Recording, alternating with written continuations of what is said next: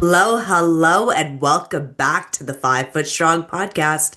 I'm your host, Jessica Gerlock, and I am so grateful you're all here again today. Season 6 is about people and stories that remind us that strength is not measured in what happens to us, it's measured by how we choose to react to it and respond to it. Today's guest is Natasha Minier-Robinson. She is a nurse, a U.S. Navy veteran, a speaker, a author, and her words are rooted in faith, honesty, and hope. After experiencing profound loss, personal struggles, and restoration, Natasha has dedicated her life to encouraging others through the authentic storytelling.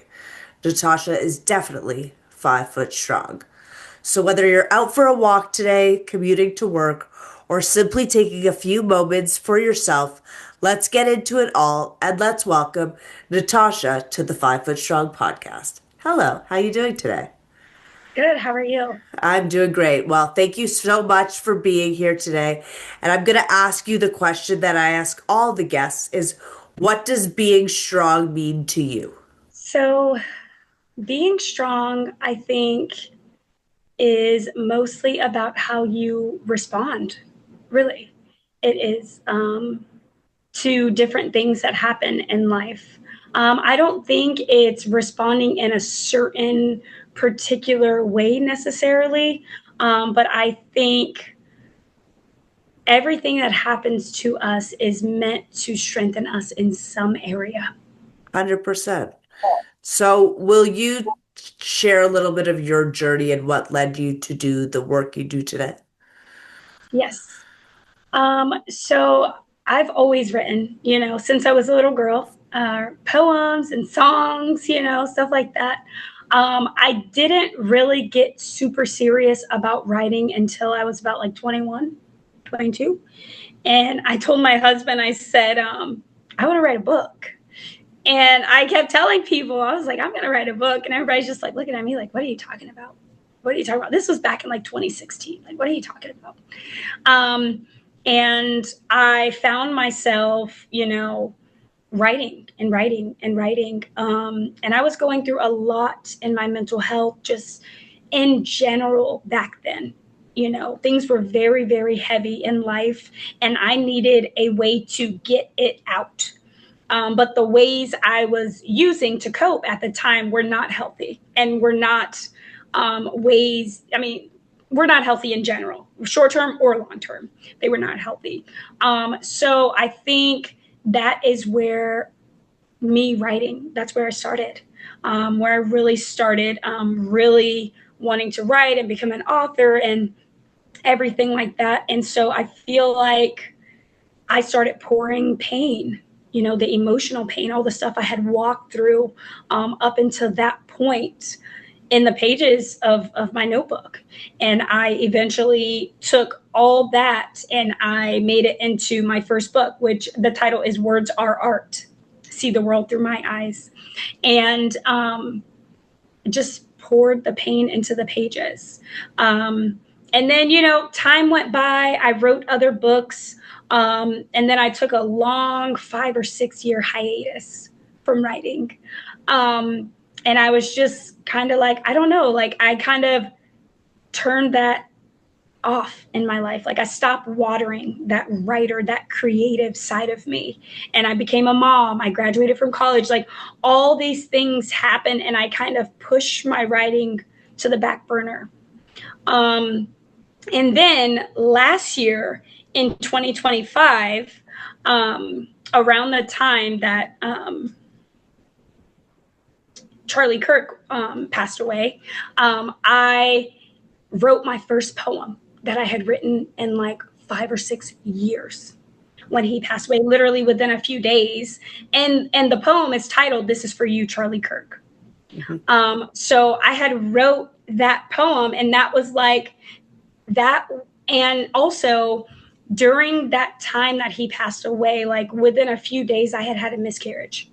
So it was just like a lot physically, emotionally, and everything. And I feel like that event of the miscarriage was like the floodgates opening. And I have not stopped writing since, and so, and, I went through the miscarriage, and then my baby sister passed away within 3 months of the miscarriage happening. And then it was just like, and then I started having health struggles, and then I was in the hospital for like most of the summer, and it was just like thing after thing after thing after thing. And I found freedom in writing. I found purpose. I found hope. I found God in writing, and so I got to this point where I was just it was a light bulb that went off one day, and I was like, this is what I'm supposed to do. And it was just so clear. I felt like the Holy Spirit was literally talking to me like, this is what you were supposed to be doing this whole time. And I got so lost in life, working and being a mom and all this other things. I got so lost in it, and I wasn't watering that seed that God had already planted in me from a young girl, and so I feel like I got to this point, like my latest books, because of all the loss in my health, the loss of my sister, the loss of the baby, like everything, got me to this point. And I feel like, in the last year, it's just transformed me and it's repurposed me. Yes, I'm a nurse. I love helping people and all that, but writing is my purpose, is my ministry, is how I'm supposed to reach women, encourage them, love on them, and pour into them. Do you find that your past pain, you writing is your way of grieving that past pain and getting it out? I feel like originally when I started writing, yes. Now it looks different. Is It it a really creative does. outlet now? I feel like it's more of a creative outlet now, but also, I mean, as I'm writing, like my latest book, My Heart is Home, but Still Aches. It's a creative outlet, but it was like therapeutic for me to Yeah, write about grief and walking through it. But I feel like compared to my first book 10 years ago, almost 10 years ago, I was pouring out pain, just emotionally vomiting. Like it was just, here you go, and I'm done. But this season of writing and how I've matured, how God has matured me as a writer, I'm more like, this is my journey. This is what happened. And this is how I want to help you and pull you into my story so that if you're going through something similar or the same thing or something kind of like it, you will have a better idea of how you can navigate it, how you can view 100%. it, you know? But So it's really different. you needed maybe that experience to get to even this point. Like you Yeah, couldn't start writing like you are now until you had that loss, until you went through all that. I think that's that's true. important to know, like that your strength is trying to help others through what you've gone through, but you're using it in a healthy outlet through writing, right? Right.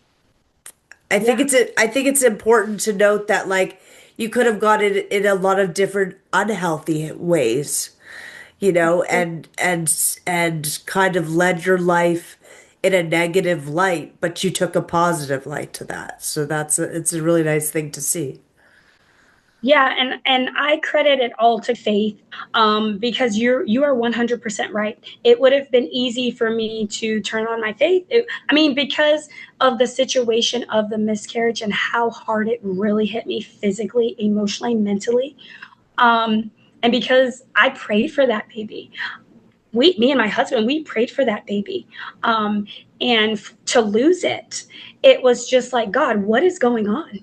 Like, what is happening, Yeah, you so question. yeah, just asking those type of questions. But I feel like that would have been easy to turn on my faith or to just go in a negative way and say, you know what, Yeah, whatever, this happened to me, I'm mad now. That's easy to do.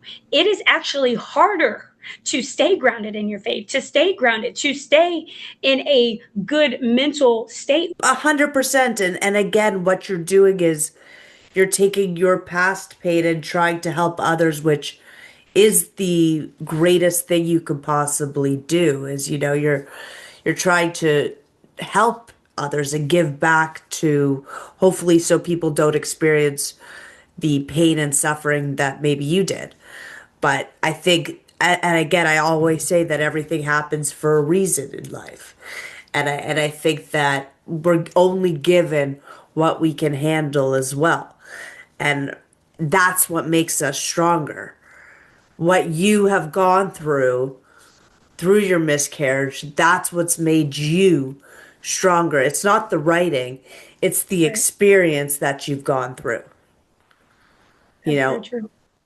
it's life is going to give us a bunch of different things along the way, but it's how we handle it. It goes back to what is strength. It's how we respond, Right. right? You're stronger because of what you've gone through. And you're stronger today than you are tomorrow, than you are yesterday, and you're going to be stronger tomorrow than you are today. I 100% agree. This podcast, what I wanted is, I've gone through my own struggles with mental health and I've come out on the other side. And I want others to know that there is another side. We all have struggles, we all deal with things, we all have setbacks, but it's how we respond and how we come out on the other side. I think that is so true. And I think a lot of the time we get stuck in these patterns of reacting. Yeah. Because I have learned responding and reacting are two totally separate things. Hmm. Reacting is just bam, I'm flying off, I'm doing it.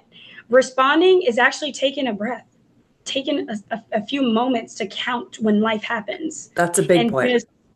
really just saying, actually thinking about what is happening, Yeah. not figuring it out, A hundred but just percent. thinking like, okay, this person just stepped on my shoe.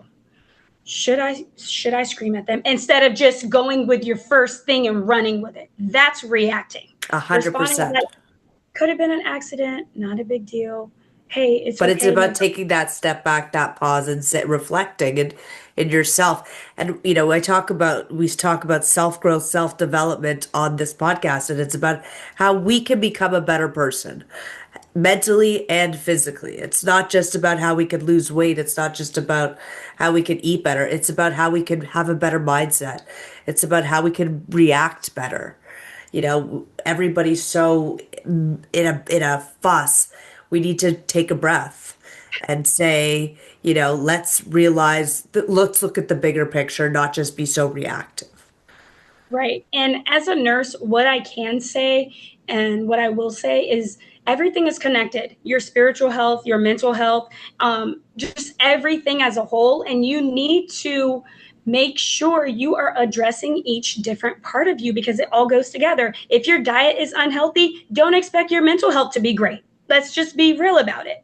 You know, 100%. so everything is connected, and the things that we are feeding ourselves, not just with food, but entertainment wise. I mean, just in every single way, all the things that we're Yep. consuming are literally watering things in us. Yep. So it's like we need to choose, what do you want to water? It's even like who What you associate yourself with. 100%. If you associate yourself with the some negative people, you're only going to lead that way. If you associate yourself with positive people, you're only going to lead that way and inspiring. And it's really important to know that your life doesn't have to be static. You can build from it. And again, you can learn from it and you can help others from it. So you are strong. I just want you to know. So are you. You overcome.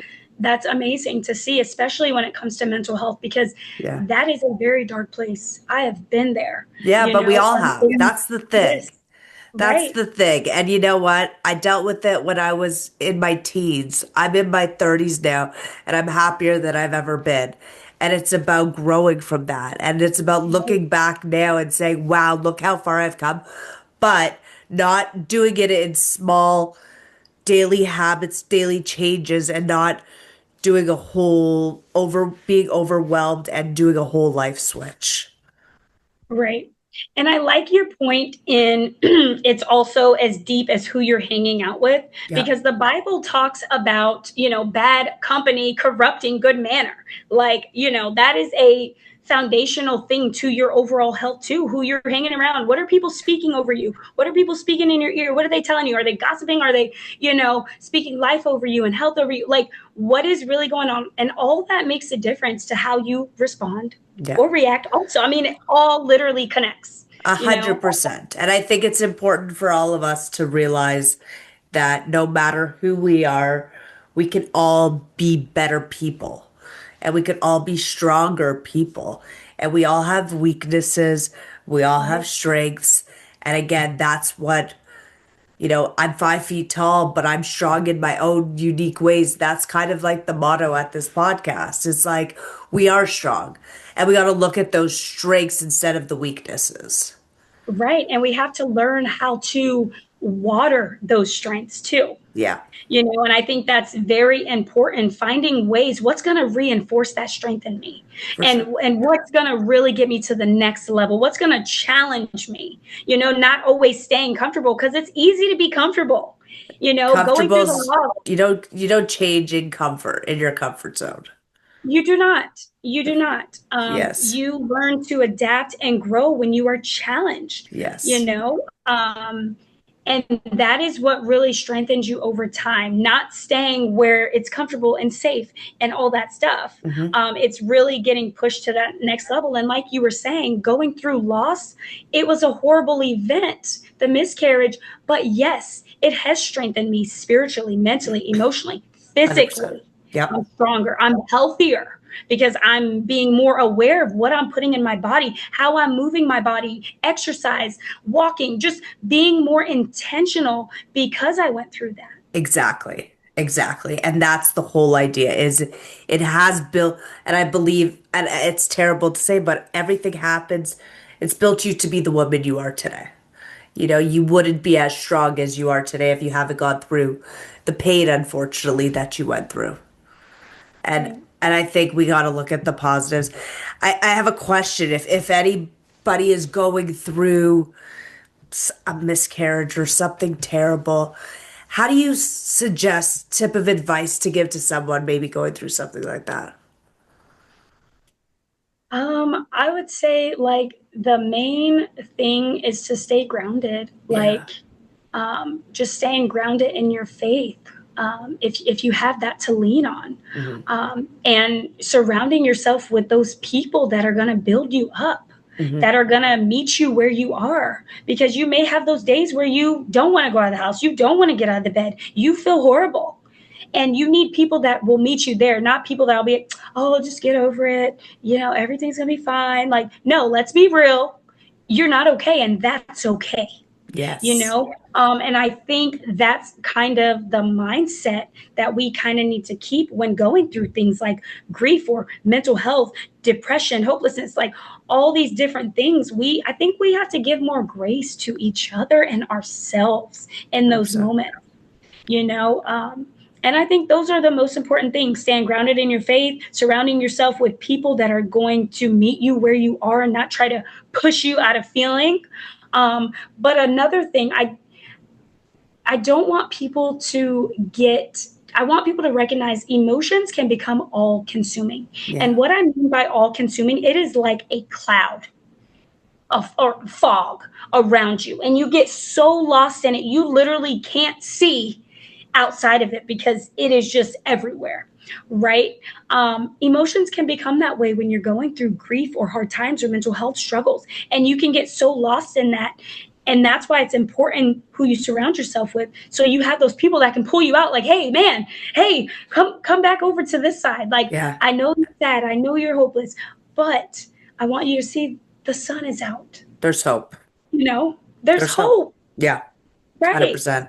At the end you of the know day, that's what we got to all believe is that there is hope and stay positive. And again, try not, I always talk about that a downward spiral compared to an upward spiral.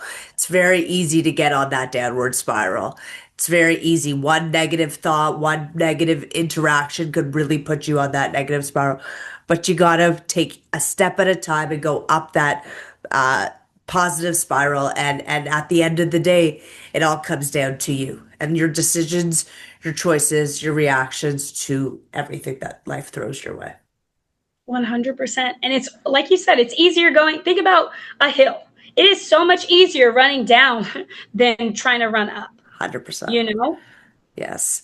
Listen, I want to thank you again for coming on the podcast. We're going to end there, but thank you, and thank you for sharing your story. I really appreciate it because I really think it can help a lot of people, and you're being so open. So thank you. Thank you for having me. I so appreciate it. Listen, I think conversations like this remind us that strength isn't about being completely perfect. It's about showing up even when life gets really, really difficult. If something about today's episode resonated with anybody, I'd love to hear from you. If you're enjoying this podcast, please take a moment. And Natasha, if people would like to follow you, where can they find you? NatashaRRobinson.com I'll put it or in the show Instagram. notes. Yeah. And then I'm on Instagram, Threads, TikTok, YouTube. Yeah. Awesome. Well, again, thank you so much Thank and you. have a great one. You too.